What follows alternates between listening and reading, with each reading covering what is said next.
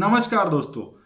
Busy notify का version 2 आ गया है और वर्जन 2 के अंदर पेमेंट रिमाइंडर की कॉन्फ़िगरेशन थोड़ी सी वर्जन 2 से अलग है। तो इस वीडियो में मैं आपको बताने वाला हूं कि आप वर्जन 2 के अंदर पेमेंट रिमाइंडर कैसे सेट करेंगे बिजी नोटिफाई के अंदर, उसके अंदर आप पेमेंट मेथड कैसे ऐड करेंगे और पेमेंट रिमाइंडर के साथ में अगर आपको कोई प्रमोशनल कंटेंट भेजना है तो वो आप कैसे भेजेंगे।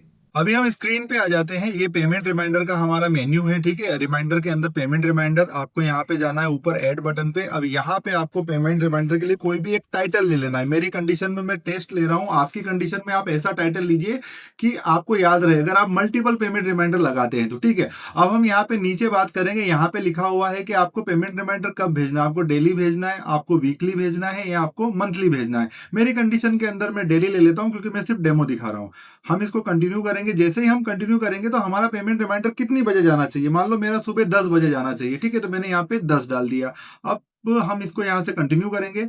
कंटिन्यू पे जैसे ही क्लिक करेंगे तो यहाँ पे ये कंपनी ऑटोमेटिक सेलेक्ट होके आ जाएगी। ये देखिए जो यहाँ पे नीचे कंपनी सेलेक्टेड है वही कंपनी यहाँ पे सेलेक्ट होके आ गई। अगर आपको कंपनी चेंज करनी है तो आप जस्ट यहाँ पे नीचे क्लिक करेंगे और जैसे ही आप क्लिक करेंगे तो आपकी कंपनी की लिस्ट आ जाएगी, ठीक है। तो मैं इसको वापस से वही कंपनी चूज कर लेता हूँ जो मेरी कंपनी चूज थी और मैं वापस यहाँ से आ जाता हूँ क्योंकि ये रिफ्रेश हो जाएगा। जब भी आप कंपनी चेंज करेंगे तो ये पूरा रिफ्रेश हो जाएगा।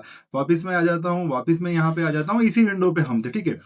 अब ये जो कॉन्फ़िगरेशन है कि सेंड टू, तो आपको इंडिविजुअल कस्टमर को सेंड करना है या ग्रुप कस्टमर को सेंड करना है, ठीक है। ग्रुप कस्टमर का ये फायदा है कि आप यहाँ ग्रुप पे गए और आपने कोई भी ग्रुप चूज कर लिया। मान लो देखिए मैं यहाँ पे सेंट्री डेप्टर चूज कर लेता हूँ। तो सेंट्री डेप्टर्स के अंदर क्या होगा कि जितने भी कस्टमर आप ऐड करेंगे वो ऑटोमेटिक ऐड होते जाएंगे, ठीक है। यानी कि मान लो सेंट्री डेप्टर में अभी मेरा एक कस्टमर है, अगर मैंने 5 बीजी में कस्टमर और बनाए तो वो इसके अंदर ऑटोमेटिक ऐड होते जाएंगे, यानी कि आपको मैन्युअली ऐड करने की जरूरत नहीं पड़ेगी। लेकिन अगर हम इसका इंडिविजुअल मोड ले लेते हैं तो इंडिविजुअल मोड की कंडीशन में क्या होगा कि ये नीचे यहाँ पे कस्टमर दिखा रहा है। अगर एक बार आपने कोई कस्टमर, जैसे ये मैंने देवेंद्र सिंह यहाँ से चूज कर लिया, ठीक है। तो ये देवेंद्र जो है ये परमानेंट हो गया इसके अंदर। लेकिन अब अगर कोई नया कस्टमर आएगा या नया कस्टमर बिजी के अंदर ऐड होता है तो आपको बार बार यहीं आके जो है ऐड करना पड़ेगा कस्टमर, क्योंकि इसको नहीं पता चलेगा कि कितने कस्टमर और आए हैं। तो ग्रुप मेथड डायनामिक है, अच्छा है। लेकिन अब अगर आप इंडिविजुअल लेते हैं तो इंडिविजुअल की कंडीशन के अंदर आप यहाँ से कस्टमर चूज कर सकते हैं। तो मैं अभी इंडिविजुअल ले लेता हूं और मैंने यहाँ पे कस्टमर चूज कर लिया। कस्टमर चूज करने के बाद में आपने यहाँ पे कंटिन्यू किया। कंटिन्यू करने के बाद में आपके वो दो ऑप्शन आ रहे हैं कि आपको जब पेमेंट रिमाइंडर भेजना है तो आपको बिल बाय बिल भेजना है या फिर आपको लेजर भेजना है। अभी मेरी कंडीशन के अंदर मैं लेजर ले रहा हूं, ठीक है। यहाँ पे नीचे एक ऑप्शन आ रहा है कि जब आपका पेमेंट रिमाइंडर जाएगा, यानी जब आपका पेमेंट रिमाइंडर जाएगा तो उस टाइम जो पीडीएफ है वो अटैच होके जानी चाहिए या सिर्फ टेक्स्ट जाना चाहिए। उस कंडीशन में अगर मैं इसको टॉगल बटन को ऑफ कर देता हूं तो इस कंडीशन के अंदर क्या होगा कि सिर्फ टेक्स्ट जाएगा, कोई भी पीडीएफ नहीं जाएगी। अगर मैं इसको ऑन रखता हूं तो पीडीएफ जाएगी, ठीक है। ये नीचे मैसेज एरिया है, इस मैसेज को आप फुली कस्टमाइज कर सकते हैं और टैग आप इसी अकॉर्डिंग यूज कर सकते हैं। जो आप ये टैग देख रहे हैं इसी अकॉर्डिंग आप टैग लगा सकते हैं यहाँ पे, ठीक है। जैसे आपको यहाँ पे इंसर्ट वगैरह कुछ भी करना है नए टैग, तो आप यहाँ पे टैग इंसर्ट कर सकते हैं और मैसेज पूरा आप कस्टमाइज अपने हिसाब से कर सकते हैं।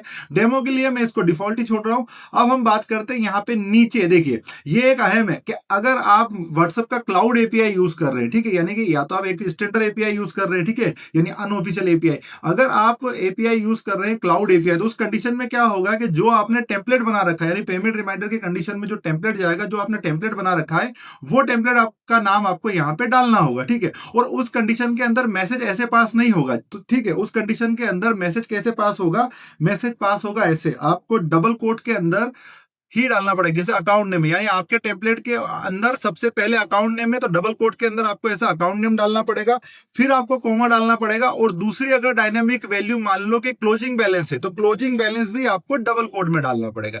ये इस हिसाब से, क्योंकि जब आप मेटा पे टेम्पलेट एक बार बना लेते हैं तो आपको यहां से टेक्स्ट भेजने की जरूरत नहीं होती, सिर्फ आप वो डायनामिक वैल्यू भेजेंगे जब आपने टेम्पलेट बनाते टाइम बताई थी कि कितनी डायनामिक वैल्यू पर्टिकुलर इसके अंदर जाएगी। तो जब भी आप टेम्पलेट बनाएं तो ये ध्यान रखिए कि हमारे पास में जितनी डायनामिक वैल्यू है उतनी ही डायनामिक वैल्यू आप रखिए उसमें, ठीक है। तो मैं इसको दोबारा से जो है वो कर देता हूं, रीलोड कर लेता हूं, जिससे कि वो मेरा जो डिफॉल्ट मैसेज है ना वो ऑटोमेटिक लोड होके आ जाए। तो मैं दोबारा यहीं आ जाता हूं, फिर से लिख लेता हूं, ठीक है। दोबारा मैं इसी स्क्रीन पे आ गया हूं। अब हम यहाँ पे नीचे चलते हैं, अगर ठीक है, जब यहाँ हम नीचे आएंगे तो यहाँ पे आएगा कि डिलीवरी टारगेट क्या है ना, यानी ये पर्टिकुलर जो मैसेज है ये किसको जाना चाहिए, ये कस्टमर को जाना चाहिए या सिर्फ सेल्समैन को जाना चाहिए या बोथ जाना चाहिए। बोथ का मतलब ये हो गया कि ये कस्टमर को तो सेंड करेगा ही करेगा, सेल्समैन को भी सेंड कर देगा अगर आप सेल्समैन मैनेज करते हैं तो। अगर आप सेल्समैन मैनेज नहीं करते तो पहला वाला ऑप्शन ठीक है, और अगर आपको सिर्फ सेल्समैन को भेजना है तो आप यहाँ पे सेल्समैन चूज कर सकते हैं। मेरी कंडीशन में मैं बोथ चूज कर लेता हूं और इसको कंटिन्यू कर देता हूं। कंटिन्यू करने के बाद में मिनिमम बैलेंस यानी कि कितने रुपए से ऊपर के लोगों को वो जाए, पेमेंट रिमाइंडर जाए, ठीक है। कभी कभी क्या होता है कि जिनका 10 रुपए 5 रुपए या 100 रुपए होता है तो कंपनियां क्या करती है, उनको पेमेंट रिमाइंडर नहीं भेजती है कम अमाउंट के लिए। तो आप यहाँ पे अमाउंट का फिल्टर डाल सकते हैं, जैसे यहाँ पे मैं 100 रुपए डाल देता हूं। तो अब होगा क्या कि पेमेंट रिमाइंडर उन्हीं लोगों को जाएगा जिनका बैलेंस 100 रुपए से ऊपर है। अगर उनका बैलेंस 100 रुपए से नीचे होगा किसी भी पार्टी का, तो ये उसको ऑटोमेटिक स्कीप कर देगा, ठीक है। अब हम यहां से इसको क्रिएट कर देते हैं। ये जो 2 पॉइंट है, ये 2 पॉइंट हम नेक्स्ट इसकी स्टेप में डिस्कस करेंगे। यहां से हम इसको क्रिएट कर देते हैं, और क्रिएट करने के बाद में ये हमारा एक पेमेंट रिमाइंडर क्रिएट हो गया। अब ये मैंने यहाँ पे एक बटन दबाया टेस्ट वाला, टेस्टिंग के लिए भेजने के लिए, ये ऑटोमेटिक। अब होगा क्या कि ये मैंने ट्रिगर कर दिया है। जैसे हम इस रिपोर्ट पे आते हैं, ये देखिए यहाँ पे ये 2 मैसेजेस आ गए पेंडिंग में। देखिए ये जाएगा सेल्समैन को, ये मेरा सेल्समैन है क्योंकि मैंने वहां पे एक ही पार्टी चूज करी थी, और ये जा रहा है यहाँ पे पार्टी को। अभी मेरा व्हाट्सएप ओपन कर लेते हैं। यहाँ पे ये देखिए, ये जो अभी टाइम हो रहा है 5:13, 5:13 पे ये पर्टिकुलर पेमेंट रिमाइंडर मुझे आ गया है। ये उसको भी चला गया है, सेल्समैन को भी चला गया है। सेल्समैन का जो नंबर है पर्टिकुलर वो मेरा यहाँ पे है नहीं अभी, तो मैं एक बार रिफ्रेश करता हूँ। देखिए दोनों डिलीवर्ड आ गया, यानी दोनों को ये सेंड हो गया है, यानी ये 2 मैसेज सेंड हुए। यानी एक ये जो नीचे हुआ ये सेल्समैन को हुआ, और ऊपर ये जो 82 वाला नंबर है ये मेरा यहाँ पे स्कैन है, ठीक है। ये पीडीएफ मुझे यहाँ पे रिसीव हो गई। अब हम बात करते हैं कि इसके साथ में हम मान लो कि पेमेंट की इंफॉर्मेशन कैसे भेजें, या तो हम हमारा यूपीआई का क्यूआर कोड कैसे भेजें, या फिर हम हमारी बैंक की डिटेल कैसे भेजें। तो उसके लिए हमें कॉन्फ़िगर करना पड़ेगा। तो हम वापस जाएंगे बिजी नोटिफाई में। यहां पे आपको एक यूटिलिटी का ऑप्शन मिलता है, यूटिलिटी के अंदर आएंगे और यहां पे आएंगे पेमेंट मेथड के अंदर। तो पेमेंट मेथड के अंदर देखिए मैंने यहां पे 2 ऑलरेडी बना रखे हैं। आप कितने भी यहां से पेमेंट जो मेथड बना सकते हैं। एक कंपनी के लिए कोई भी 1 वे बनेगा। अगर मान लो एक कंपनी में आपने यूपीआई का बना लिया है तो उसमें आप बैंक का बना सकते हैं, दोबारा यूपीआई का नहीं बना सकते। ऐसा आप कंपनी वाइज यहां पे बना सकते हैं। देखिए मैंने यहां पे एक बना रखा है बैंक का और एक बना रखा है यूपीआई का, ठीक है। ये मेरा यूपीआई वाला है, ये वाला। तो यूपीआई के क्यूआर कोड में मैं यूपीआई का क्यूआर कोड ऐड कर देता हूं। पर्टिकुलर मैंने ऐसे ही रैंडमली एक फोटो अपलोड कर दी थी, तो मैं अपना जो मेरा क्यूआर कोड है ये मैं क्यूआर कोड यहाँ पे डाल देता हूँ और इसको मैं यहाँ से अपडेट कर देता हूँ, ठीक है। तो ये मेरा यूपीआई वाला हो गया। अब मैं वापस जाऊंगा उसी पेमेंट रिमाइंडर में जो रिमाइंडर मैंने बनाया था, क्योंकि मैं डेमो कर रहा हूँ, नया नहीं बनाऊंगा। एडिट में जाऊंगा और मैं आखिरी में आ जाऊंगा ऑप्शन के अंदर। ऑप्शन के अंदर मैंने यहाँ पे चूज कर लिया ये, ठीक है। यहाँ पे सॉरी ये यूपीआई मैंने चूज कर लिया अभी, ठीक है। आप किसी को भी चूज कर सकते हो। मैंने अभी यूपीआई चूज किया और इसको मैंने यहाँ से अपडेट कर दिया। अब अगर मैं इसको दोबारा सेंड करता हूँ, अब दोबारा जब मैं सेंड करूंगा तो ये क्या करेगा कि पेमेंट मेथड भी मुझे भेजेगा, यानी पेमेंट रिमाइंडर तो मुझे भेजेगा ही भेजेगा, पेमेंट मेथड भी मुझे भेजेगा। अगेन मैं आता हूँ रिपोर्ट पे। देखिए रिपोर्ट पे आया तो अभी 3-4 मैसेज मुझे भेज रहा है, ठीक है। तो अभी मैसेज आने तक का वेट कर लेते हैं।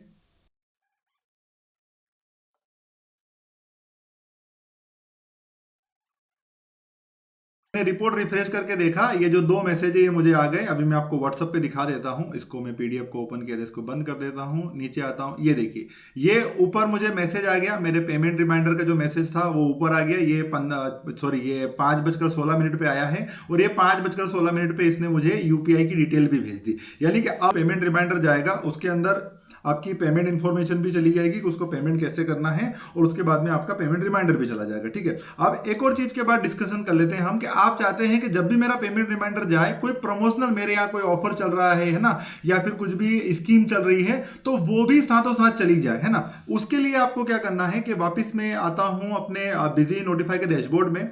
हम आते हैं यहाँ पे यूटिलिटी सेक्शन में। यूटिलिटी सेक्शन के अंदर आपको एक मिलेगा प्रमोशनल कंटेंट का। ये देखिए यहाँ पे मिल रहा है प्रमोशनल कंटेंट का। तो आपने यहाँ पे ऐड किया, मैंने कुछ भी डाल लिया यहाँ पे। तो अभी मैं डेमो कर रहा हूँ तो मैंने डेमो नाम दे दिया इसका, ठीक है।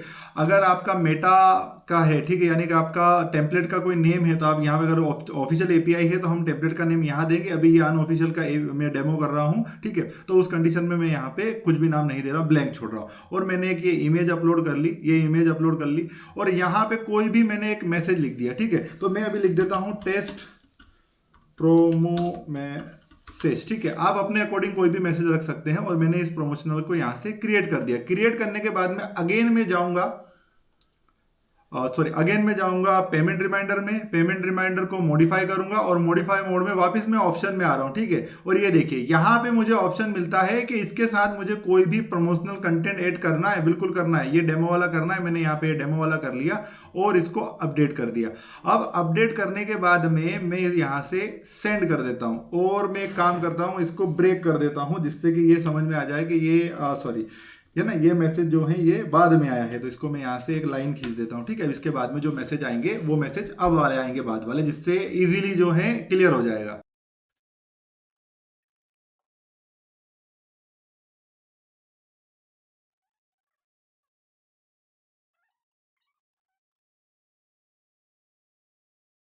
मैंने रिपोर्ट रिफ्रेश करके देखा, ये जो मेरे जो नंबर के हैं, जो पेमेंट रिमाइंडर मेरी जो पार्टी है उस पर मैसेज चले गए हैं। हम व्हाट्सअप ओपन करते हैं, देखिए 3 मैसेज मुझे आ गए। एक तो मुझे पेमेंट रिमाइंडर भी आ गया, मेरा जो यूपीआई का जो मैंने लगा रखा था पेमेंट मेथड उसके अंदर ऐड किया हुआ था वो भी आ गया। वो आने के बाद में ये जो प्रमोशनल इमेज मैंने ऐड की थी ये भी आ गई। तो अब जो है पेमेंट रिमाइंडर के साथ में आप बहुत सारी डायनामिक थिंग भेज सकते हैं। वर्जन 1 के अंदर ये पॉसिबिलिटी नहीं थी, बट वर्जन 2 जो है वो कंप्लीटली डिफरेंट वर्जन है, तो इसके अंदर ये पॉसिबिलिटी है। तो इसी प्रकार से आप पेमेंट रिमाइंडर वर्जन 2 के अंदर सेटअप कर सकते हैं। इस वीडियो में बस इतना ही था, बाकी क्या क्या नई अपडेट आई है इसमें मैं नेक्स्ट वीडियो में बताऊंगा।